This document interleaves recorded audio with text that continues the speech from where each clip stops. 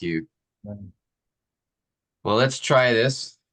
Want to welcome Pastor Joel and James again. It's good to see you. Thank you for coming tonight. And hopefully, hopefully Tungin has the prayers of Elijah, and the internet continues to work. We will see. I may just put myself on audio just to give a better chance here.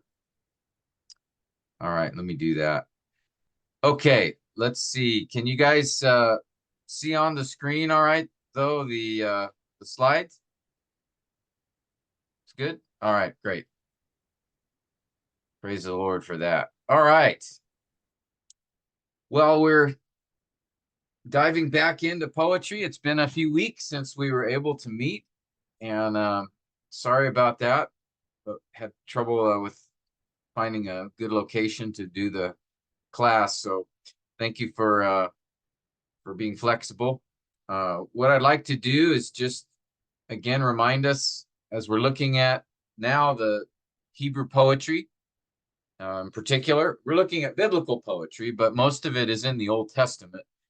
And what we see in the New Testament reflects, there is some poetry in the New Testament, but it follows the same pattern as Hebrew poetry in the Old Testament. So what we'll be learning here will apply to biblical poetry, whether it's in the Old or New Testament. And as we learned from the very beginning, the key elements or characteristics of biblical poetry are there's three main things that we see: terseness, structure, and imagery. And again, the terseness is how we see the shortened statements in Hebrew poetry. That's very typical. There's structure in Hebrew poetry, stanzas which form the units of thought.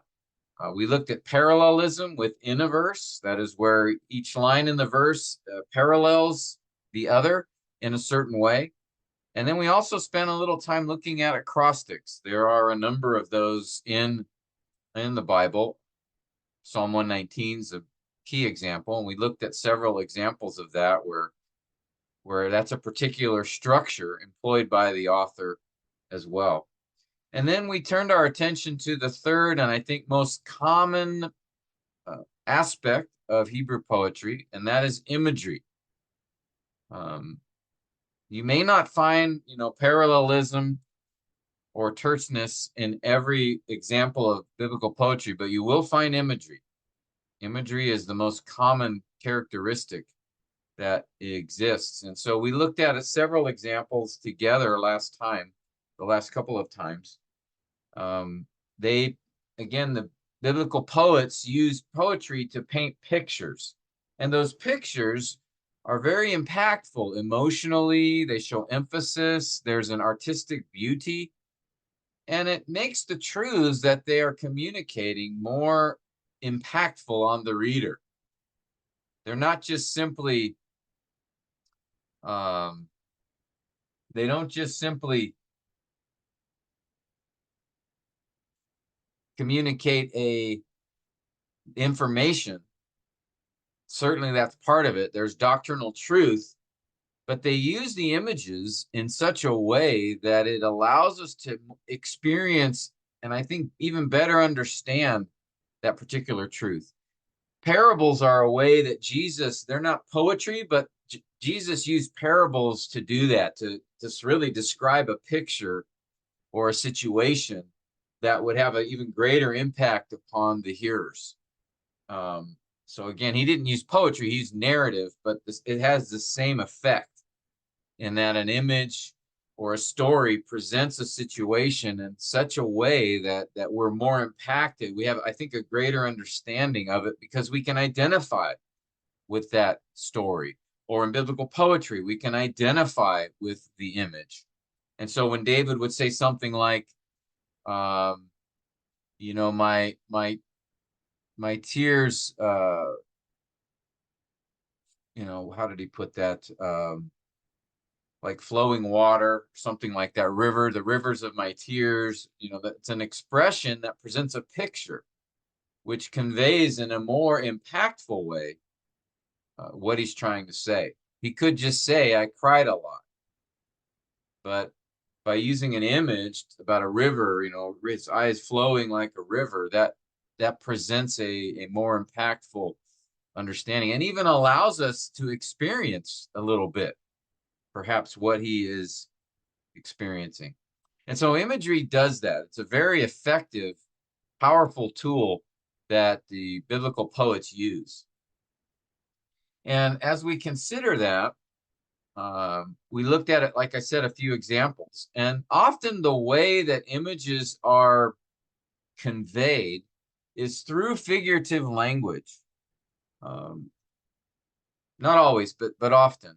So what I want to have us take a look at are other poetic devices. What poetic devices are used in order to convey the imagery, in order to show emotion or impact? And there's, I think, two general categories. The first is figurative language, and then the second, there's other poetic devices, general devices that we'll look at. But I want to have us look at figurative language first. And this is where we left off last time we met, is looking at examples, types of figurative language used in biblical poetry. All right, so we'll review a couple of them quickly and then look at some new ones. And then if there's time tonight, we'll do some examples. I'll have you guys identify figurative language within particular verses. Now, again, remember, figurative language just means that the words used don't strictly follow their dictionary meaning. They're not intended to be literal. A figurative word or a phrase expresses something. There is a meaning, there is a truth to it, but it doesn't, the figures of speech don't use their actual literal definitions to convey that truth. All right, so let's review and remember a few examples of this. One type of figure of speech or figurative language is called comparison. Comparison, we highlight it here. All right, and we looked at three kinds of comparison. One was simile, which used the words like or as.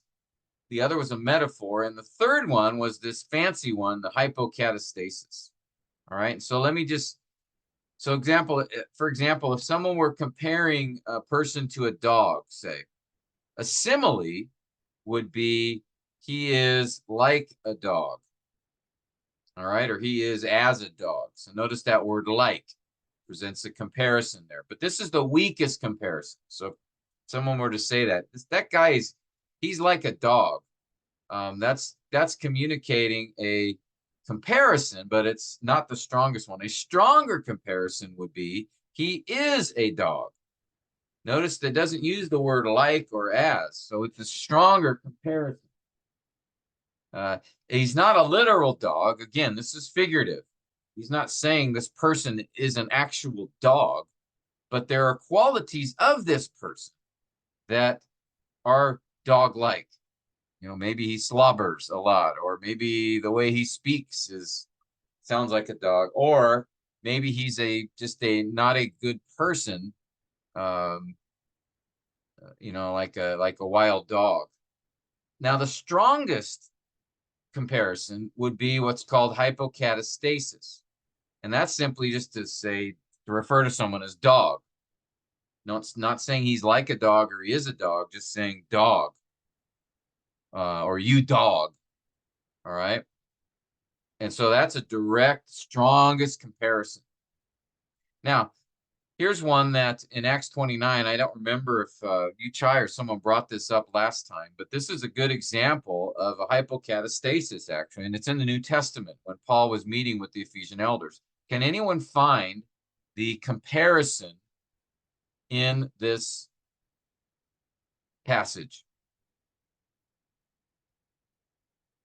Where's the figure of speech being used here?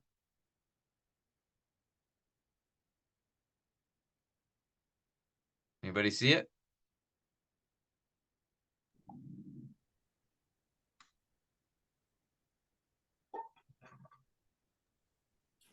Savage wolves. Yes, wolves. Right? He's not saying literal wolves will come, right, and chew up the church. He's saying that in the context, he's been speaking of those who would rise up among them and lead astray the flock. And he calls them here savage wolves. All right, so that's a hypocatastasis. All right, he doesn't say men like wolves or men who are wolves. He said wolves. Wolves will come in among you, not sparing the flock. Okay, so this is an example of hypocatastasis, actually. It's the strongest comparison. Right, again, if he were to say men who are like wolves or men who are wolves, those comparisons would give us an understanding of, you know, what do wolves do, right? They hunt down sheep and they attack sheep. They eat them. They kill them. And so he's using this illustration to say these false teachers or will attack members of the church like a wolf would attack sheep. But here he wants to do the strongest comparison possible by just saying wolves will come in.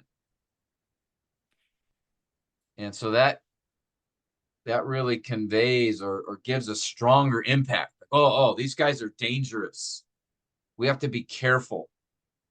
We cannot, we must be watchful. We must be sober. We must be on guard because wolves are coming. So that's a very strong comparison to cause in us a stronger reaction, to realize the seriousness of his concern. Okay. So there again, here's an example in the New Testament of a figure of speech being used by Paul in this case. All right. So that's hypocatastasis. Any question on these figures of speech, the type called comparison? They're used a lot. You'll see especially simile and metaphor used very commonly in Hebrew poetry. The Lord is my shepherd, right? Metaphor. He will be like a tree firmly planted, Psalm 1, simile. All right, we'll see this a lot. And they're simply just examples of comparison. When you compare a literal person or object to something that non-literal, when you calling them something that they are not, you know, Jesus said, I am the door. I am the gate to the sheepfold. I am the shepherd. Okay, he didn't mean those literally. Jesus was a carpenter. He wasn't a shepherd. But he's describing something about himself that compares to a shepherd or a door or a gate. Or he says, I am the light of the world. So those are all comparisons that will tell us something about the person being compared. All right, questions or comments?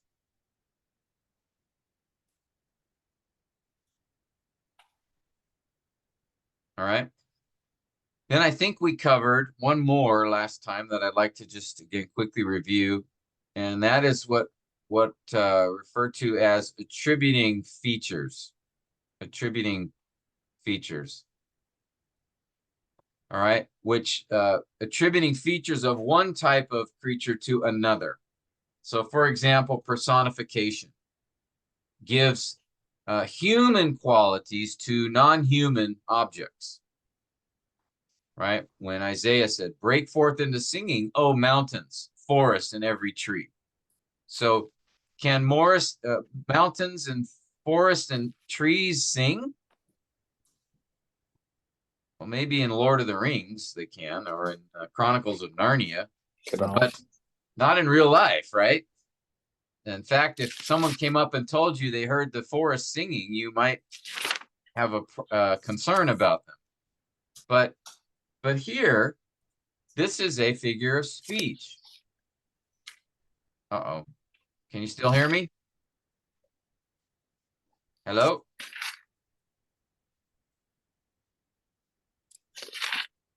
Can you guys hear me okay?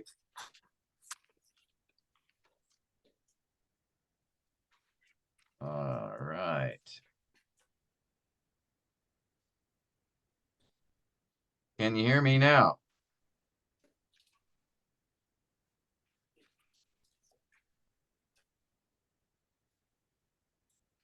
How about now? Can you hear me? Hello? I can see and hear you, but can you hear me?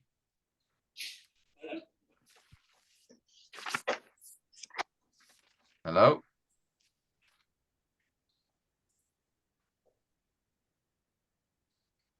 Hello, hello?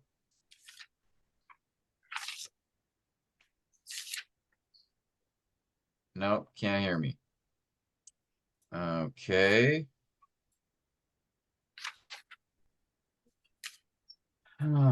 Let's see. Hello, hello. Let me leave and come back.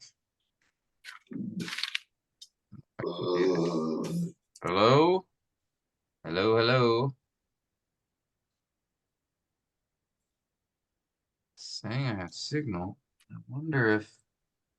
How about now? Can you hear me now?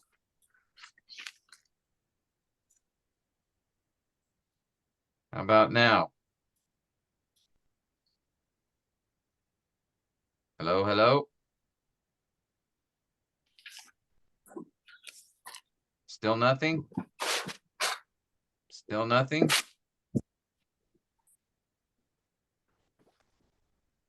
How about now? Can anybody hear me? Hello, hello? I think tomorrow I was. What is No, Basta, we can't hear you. No? All right. I wonder if I can.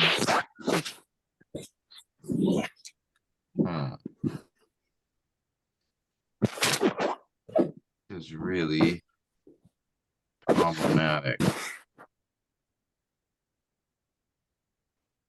All right. I guess Tangin is not Elijah.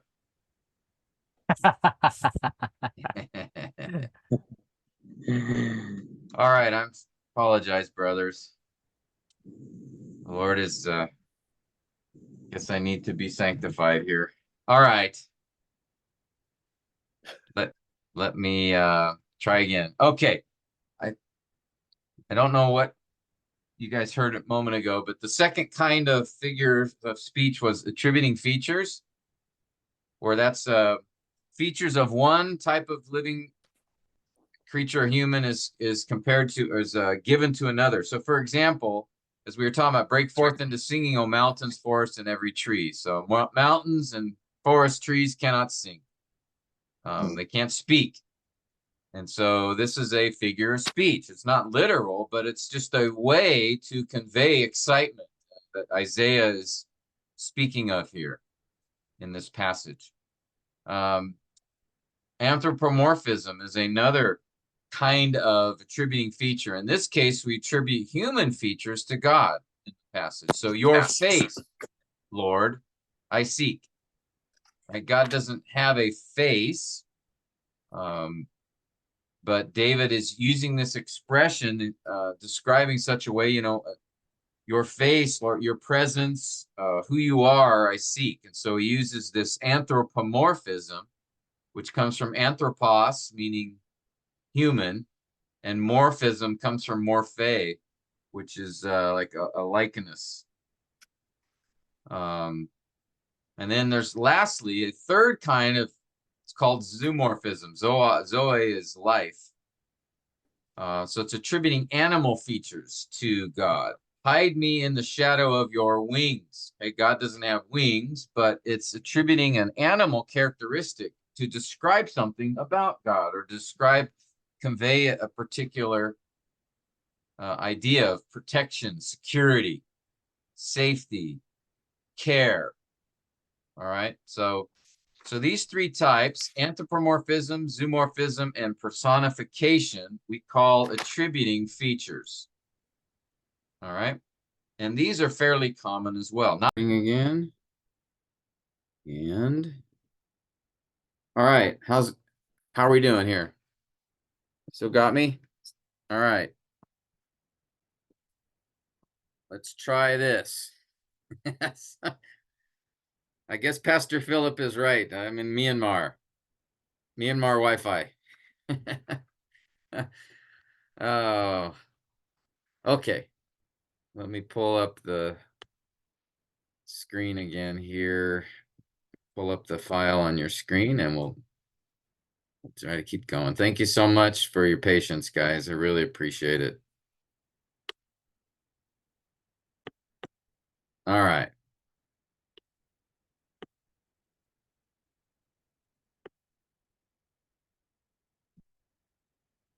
Okay. Hopefully you can see that on your screen then. See the notes there? All right. Where were we?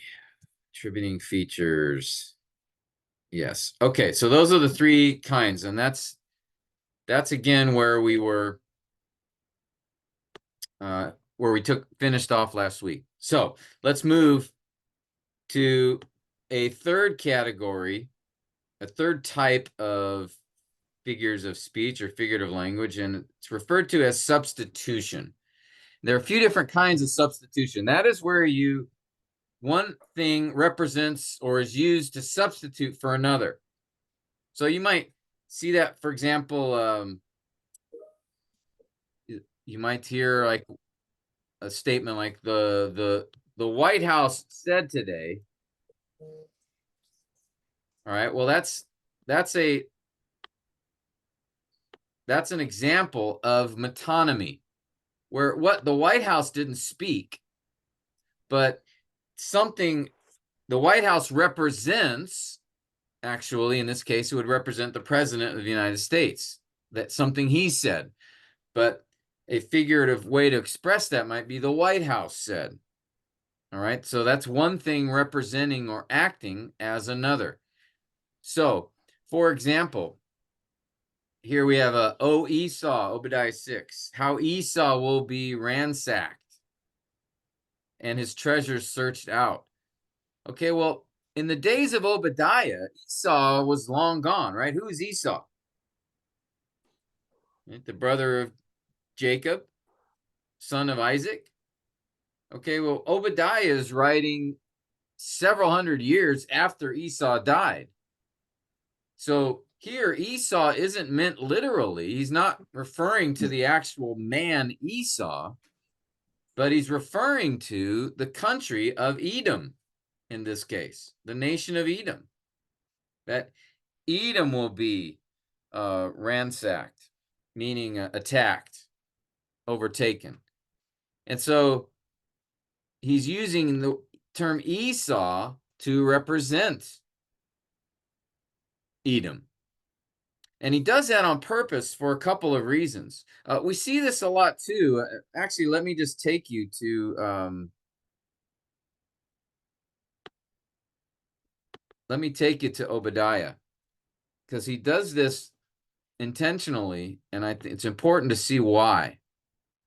Okay, notice he says,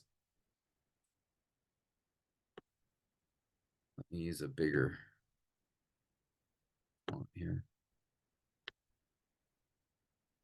Thus says Yahweh concerning Edom. Okay, so he's speaking of the nation of Edom. And he's talking about God's judgment against them. And then he gets to verse 6. He says, oh, how Esau will be searched out. Well, wait a minute. I thought we were talking about Edom. Why does he bring Esau here? Well, Esau is the father of Edom, right? Remember when he left his home and he went south and he established his Edom, the area of Edom was going to be where he lived. So the nation of Edom came out of Esau. But here, the Obadiah uses metonymy, which is he replaces, instead of saying Edom, he says Esau. And he does this a number of times in the book. For example, here he says, Will I not in that day cause the wise men to perish from Edom? Okay, that's the name of the nation, Edom. But then he says, and cause discernment to leave the mountain of Esau. And again in verse 9, the mountain of Esau. And then notice verse 10. Why is this judgment on Edom? Because of the violence done to your brother. And then notice he said Jacob. Or now again, Jacob, the man Jacob, is long since dead. But here he uses Jacob as a reference to Israel. He's talking about Israel here, that the Edomites committed violence against the Israelites at some point in time. And so here, instead of saying Edom and Israel, he says Esau and Jacob. Why? Why not just say Edom and Israel the whole time? And then later on, he mentions Jacob, calling Israel Jacob. Well, again, remember, Jacob and Esau were twin brothers, right? And they became these two nations. Esau became the nation of Edom, his descendants. Jacob's descendants became the nation of Israel. But he uses Esau and Jacob to emphasize that they should treat one another like brothers, just like their ancestors, Jacob and Esau. And what Esau did, or what Edom did, was so terrible when it attacked Israel, because they should have treated Israel like their brother. And so Obadiah refers to them by their ancestors' name, Esau and Jacob, in order to emphasize how this bad deed that they committed by attacking Israel, they should have treated them like a brother. And then notice even he says, the violence to your brother Jacob. Well, he's not talking about literal Esau and literal Jacob, the men. He's talking about the two nations that came from these men and how Edom should treat Israel like a brother. But they didn't. And so here we have an example of how metonymy is used to emphasize the evil or wickedness of what Edom did. That instead of treating Israel like a brother, they treated her like an enemy. All right. So the use of figure of speech here, particularly metonymy, helps us to emphasize to us the evil nature of what they did. All right. Any comments or thoughts on that? It's called, again, metonymy is the technical name here of this kind of figure of speech. And we're going to see these figures of speech have, these fancy, more technical names just because it comes from, poetic scholars and the terms they came up with. But metonymy, one thing representing or acting as another. Shulong, can you read the next passage here from Psalm 24? We see another example.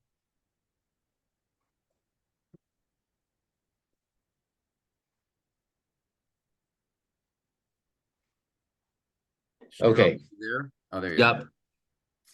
go. Okay, let's start it. Who may ascend into the hill of the Lord, and who may stand in his holy place? He who has clean hands and a pure heart. Okay, so notice hands and heart. Is he referring to those literally? Is he saying only those who've washed their hands can go into the temple? Is that what he means? Is it literal here? What do you think, Shulong?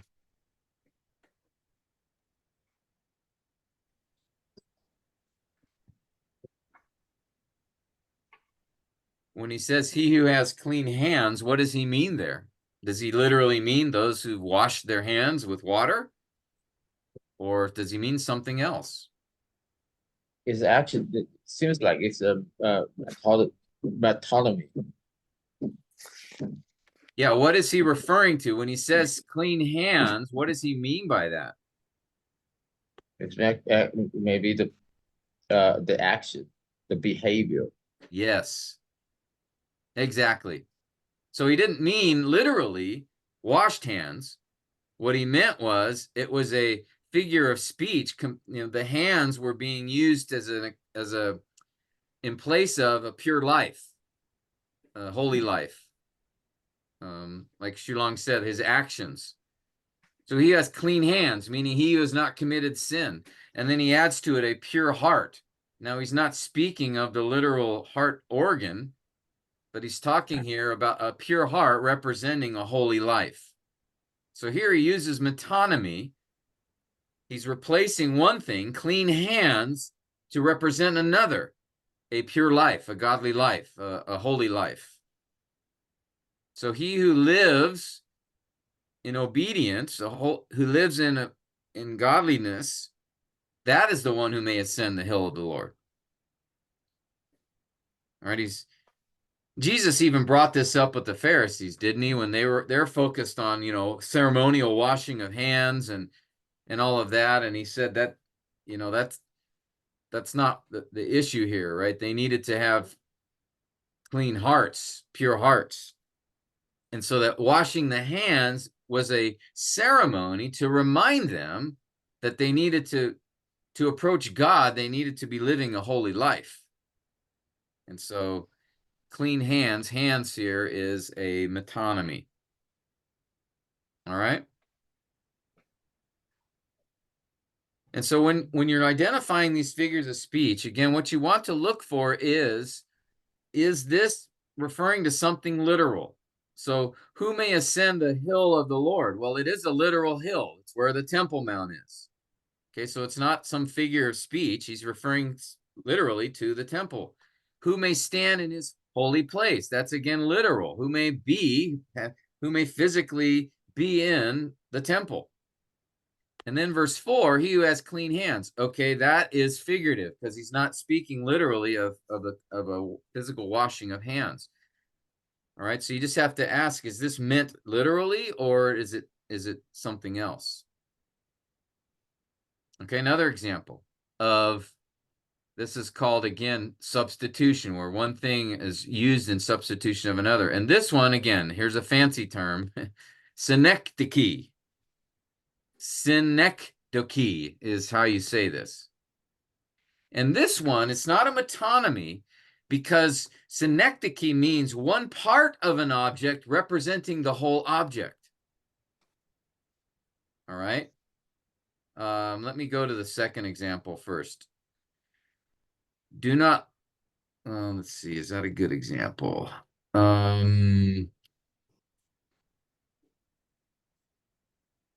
Here, let me take you to another one. These aren't as clear. Psalm 8. All right, Psalm 8. David is in this psalm, and notice he says, he's looking up at the sky, in the night sky, and he says, when I see your heavens, the work of your fingers, the moon and the stars which you have established. Now, there's a couple of figures of speech going on here, isn't there? Does God have fingers? No. Whoops. Sorry about that. No, so it's a personification, for one. But secondly, it's also a synecdoche. Because the fingers represents the whole here. So it's not just the fingers of God, but it's his work of himself as a whole. Right? Sometimes it talks about the arm of the Lord or the hand of the Lord. But it's not just speaking of that object only, but that represents all the whole person of the Lord. And again, personification, he doesn't have a hand or fingers. But this is an example of one part representing the whole. Another example would be here, the jealousy of Ephraim. Okay, will depart. Those who are as Judah will be cut off. Ephraim will not be jealous of Judah. So here again, we have Ephraim is one of the tribes of Israel. And he's referring here, Ephraim represents, in this case, all 10 northern tribes. Remember that after the tribe split, Israel split, there were the 10 northern tribes. And then there was the southern tribes of Judah, right? And Levi was also with them. But the 10 northern tribes often were referred to as Ephraim. Ephraim was a representative of the whole. So this would be an example of synecdoche, where one thing that's part of an object represents the whole object. So Ephraim is a part of Israel, but is not all of Israel, just a part. But in this passage, referring to Ephraim, actually he's referring to all of the 10 northern tribes. Does that make sense? You guys following me? Okay, so this would be an example of synecdoche.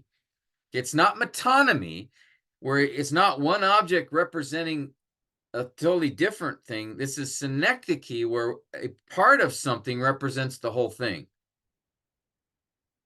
All right. So like if we were to say, I've got my eye on you, well, it's not just my one eyeball that's staring at you. It means I'm watching you. It's so that eyeball represents me. Okay. So it's a figure of speech where one part of something represents the whole thing. We'll look at some more examples in a few minutes. All right, so that's synecdoche. Now there's a third kind of a substitution, and that's called a euphemism. Euphemism. Okay, this is where a word or phrase is used in place of another in order to be less offensive. Right? In English, we might use the term pass away. Instead of saying he died, we would say he passed away. That's a softer way, to say he died is a more direct. And so in order to be respectful or sensitive, we might say instead he passed away. Now there's some examples in scripture. Tangin, can you read this one from 1 Corinthians 11?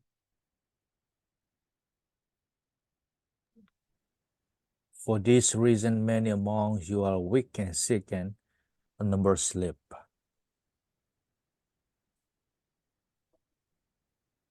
Okay, so what is the euphemism here?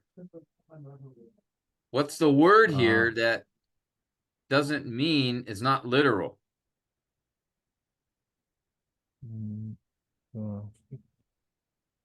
Doesn't mean literal.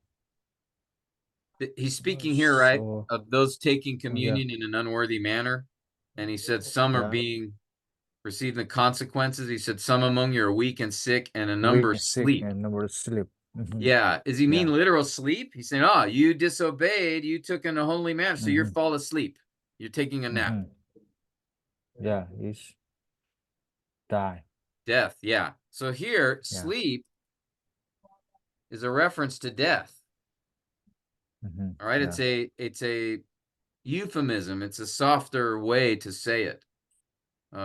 That's used quite commonly. In fact, Jesus even said that. Remember when he raised Tabitha? He said she's not dead, she's sleeping.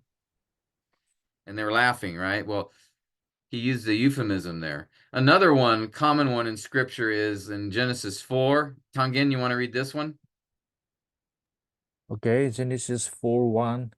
Now Adam knew Eve, his wife, and she conceived and bore help of the Lord. Okay, so where's the euphemism here? Knew, I think knew. Yes. Adam knew. Yeah, he's not talking about knowledge, like he got to know his wife and learn about her. No, he's speaking here of intimacy, right? They had intercourse together, right? Yeah. Because he knew his wife and she conceived. So instead of saying Adam had intercourse or had sex with his wife, there's a euphemism used here. He knew her. Again, it's a softer, less offensive way to say that. Another example would be in the U.S. You may not say she's in the old times, in previous generations, they wouldn't use the word pregnant. They would use other words instead of pregnant, because pregnant would be kind of offensive in previous generations. So you would express that in a different way. She's expecting, something like that. Okay? So we see here in Scripture, euphemisms are often used, particularly of death, of sexual activity. There's some others as well, but these are a couple examples. All right, so these are all examples of, as I mentioned, substitution. All right, substitution, which here, it's another kind of figure of speech. Metonymy, where one thing represents another. Synecdoche, where a part of something represents the whole of that thing. Or euphemism, where it.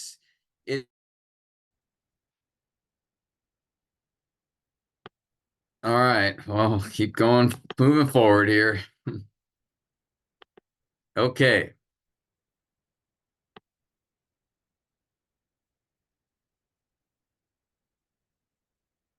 Okay, so substitution.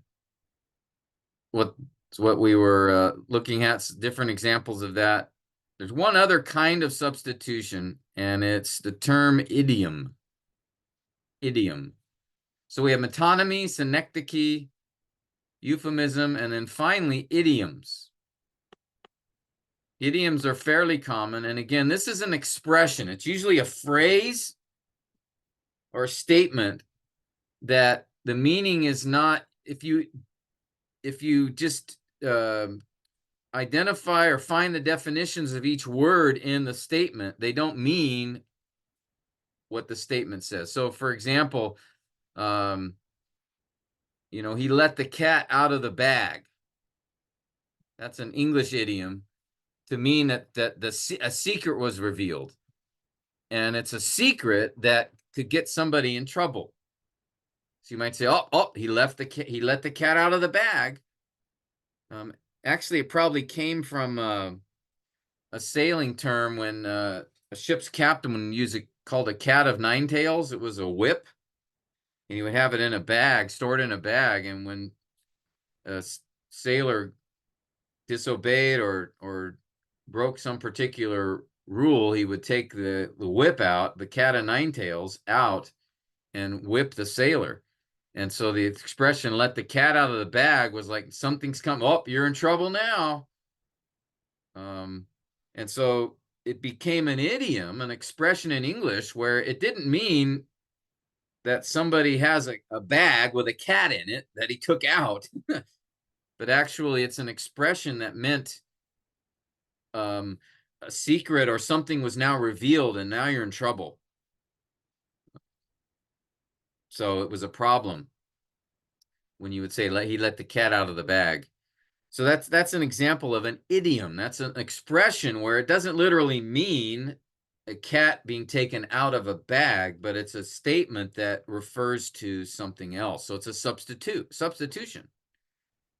So in Scripture, we have a few examples. Here, let me ask Pastor Philip if you could read this example from Psalm 72. Sure. Let the nomads of the desert bow before him, and his enemies lick the dust. Okay, notice that expression, "let his enemies lick the dust." Okay, did he literally mean, make them eat dirt?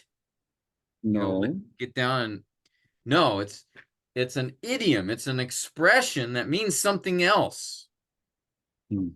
And in this case, the idea is defeat. May his enemies experience defeat. And it actually was like a picture of, in the ancient Near East, there was a practice that when you defeated an enemy army, you would take the leader of that army, the general, or in some cases the king. He would be brought before you, and you would place your foot. He would be forced down on the ground, and you would put your foot on his neck to sort of force his head into the dirt. So it was almost like he was licking the dirt. So it was this idea of being utterly defeated and humiliated. So when the expression is used here, all right, I'm back. Oh my goodness. I don't understand, but sorry guys. All right. We'll try again.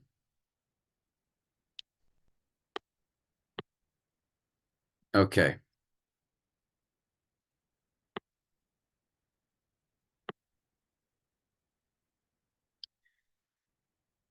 So this expression, lick the dust, is simply just a way to describe. He could have said, may his enemies be utterly defeated, or humiliated, or overwhelmed.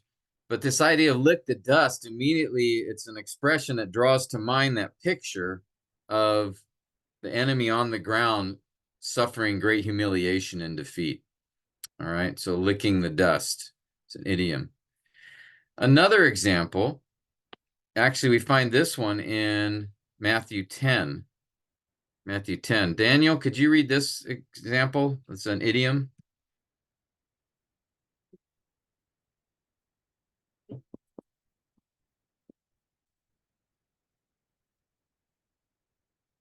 Can you hear me?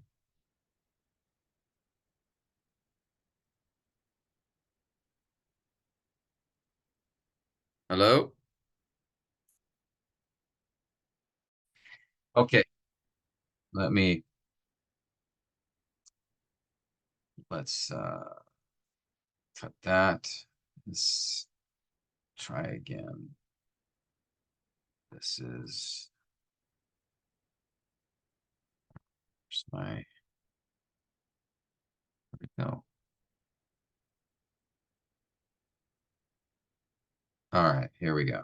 I'm back on my other computer now. Try again.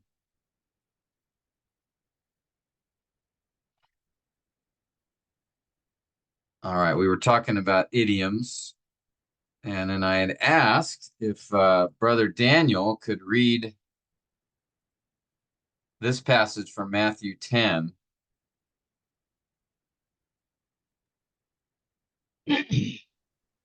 Okay, here goes. And if anyone will not receive you or listen to your words, shake off the dust from your feet when you leave that house or town. Okay, so here we have an idiom, an expression, right? Shake off the dust from your feet. Now, did Jesus mean that literally? Like when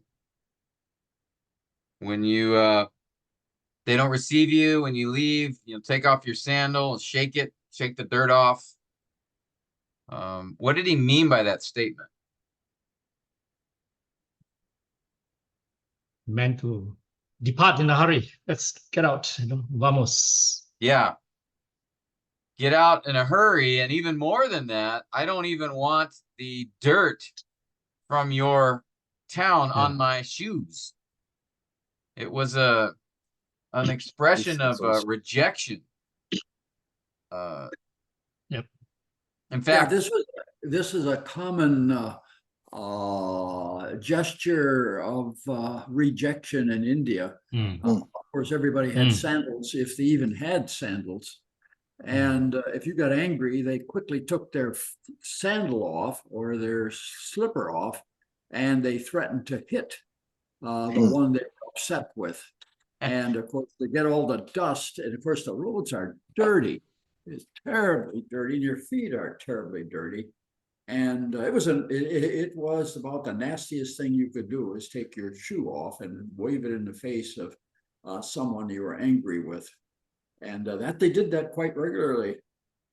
And yeah, you could really offend somebody by doing that, because those roads were raunchy. I mean, it was not clean. And of course, they like to be clean, you know, and you wash your feet too when you're going to their houses. But when you took your shoe off and waved it in their face, that was not nice. Yep. Yep. Yeah, and that was the sort of the idea at that time, you know, a practice of the Jews, if they had walked through or touched the land of Samaria, when they left, they would take their sandal off and shake the dirt off, like out of disgust. Like, I don't even want the dirt from Samaria on my shoes. So it was a real sign of rejection, of to disrespect, to show a disdain for, a hatred of. And so here in Matthew, when Jesus says, you know, shake the dust off your feet, that was an idiom for, you know, you reject these people, you show your disgust with them. And they might literally take their shoe off and do it, but it was still the meaning behind that action was intended as a form of rejection. So when he said shake the dust off your feet, it's the idea of reject them as a sign of judgment against them. And so we can see that there. So that's another example of idiom. There are many, many idioms used in Hebrew poetry. In fact, every culture uses a number of idioms, expressions that have developed over the years that don't literally mean what the words say, but they express another idea. So they're figurative in that sense. So we see this a lot in the Bible. Now, how do you know if it's an idiom or not? Again, you ask yourself, is this statement meant literally? So, for example, you know, may your enemies lick the dust. Did he mean that literally? It could be meant literally, but again, knowing that this expression is often used in a figurative way. So you're just asking yourself, is this literal or figurative? Do the words used here follow their exact definition? Or the words being used in a different way? The body of Christ, what would that be? Something like this, or what would that be? Yeah, it's figured. Yeah, the church being described as a flock, as a body, as a building, as a bride. Those would be all figurative expressions that are metaphors, you know, that the church is being compared to something else. Because the church is not a literal building. It's not a literal flock of sheep, but it in some ways has the characteristics of those things. So that would be a metaphor, I think. Now, what's a metaphor? Metaphor is a comparison, a strong comparison. So like when you say, the Lord is my shepherd. Or Jesus said, I am the door. So he's comparing himself to another object, and something about that object is being focused on. So to compare the church to a flock of sheep is highlighting the idea of we are defenseless, we are helpless, we need protection, we need care. Or to compare the church to a bride, right? This, again, we know what a bride is, husband and bride and groom. So the church is like a bride to Christ. Or to compare the church to a building, these are all metaphors. They're all comparisons that say something about what's being compared. So a simile would be that saying the church is like a flock. Metaphor would be saying the church is a flock or a bride.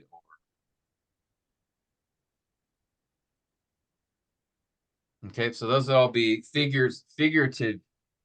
You know, the church is made up of actual literal human beings.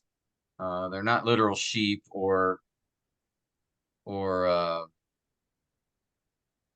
building. You know, Peter compared the church Christians to stones. We're living stones. That again would be a metaphor. We're not actual stones, but there's something about the church. We're being built into a building like stones being stacked on each other. And so that's what he's saying. Okay. Any other questions or comments? Pastor Tim, I have quite a few questions just to help myself actually, and maybe the brothers to see the figurative language used in the Old Testament. The few verses I have in mind is Hosea 11, verses 8 to 11. Yeah. All right. Let me just try, and then I need help to sort of identify where the poetic features are used. First, I see in verse 8, the first half of verse 8, how can I give you up, Ephraim? How can I surrender you, O Israel? Is firstly the synthetic parallelism. How can I give you up? How can I surrender you? And then the word Ephraim is the one that you mentioned earlier, a part that represents the whole. Yeah. Ephraim, in fact, now we realize in the second part of that parallelism, represent the entire Israel. Actually, the 10 northern tribes in this case. The 10 northern, yeah, okay, yeah, the northern kingdom. And then the second part, which is the how can I give you over like Admah? How can I make you like Zeboim? Another syntactic parallelism. In this case, the idea again, as you said earlier, just like Jacob or Esau, they were long gone by the time of Hosea, and I mean by the time of Isaiah, and likewise, Admah and Zeboim were long gone by the time of Hosea, and they represent the two towns that were part of Sodom and Gomorrah. So again, do we call it Methodism, or what do we call this now? The Admah and Zeboim. Admah and Zeboim. Well, I think again we need to ask: is he referring to literal places? So he says, "How can I give you over to be like Admah?" So I think here he is referring to the city of Admah. How can I make you like Zeboim? So he's referring back to those historic cities. And it's the events of Sodom and Gomorrah. When he destroyed Sodom and Gomorrah, those cities were destroyed as well.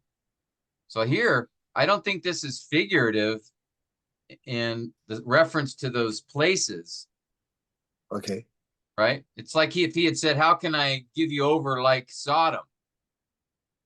I think he's saying, how could I judge you like I judged Sodom? Yeah. So would that be metaphorical because the word like is used, like Admah, like Zeboim? No, in this case, it's a comparison. It's just comparing. In this case, should I judge you like I judged Admah? So it is a comparison, but it's not a figurative comparison. Okay. Okay. Now, if he had said something like, how can I give you over like, well, no, I think these are actual statements meant literally. Like, how could I judge you like I judged these places? But Ephraim is figurative because he's not referring he's not referring to the man Ephraim, and he's not referring just to the tribe of Ephraim. He's referring to the 10 northern tribes. Okay. And so he's using, this would be an example here of synecdoche. Synecdoche. Yep. So Okay. we have what I see in these first 4 lines of verse 8. They are syntactic parallelism, and then they are also rhetoric questions as well. Yes. So I thought it's quite a good example to kind of wrestle with the poetic features. Yeah, these are also rhetorical questions, which is another poetic device we'll talk about later, where the answer is obvious, but it's put in the form of a question in order to emphasize the emotion. So here, they're not figures of speech, but they are a poetic device. How could I surrender you? Like, how could I do this? I won't do this. We know the answer. Now, notice here, how about this? My heart is turned over within me. Is there any figure of speech here?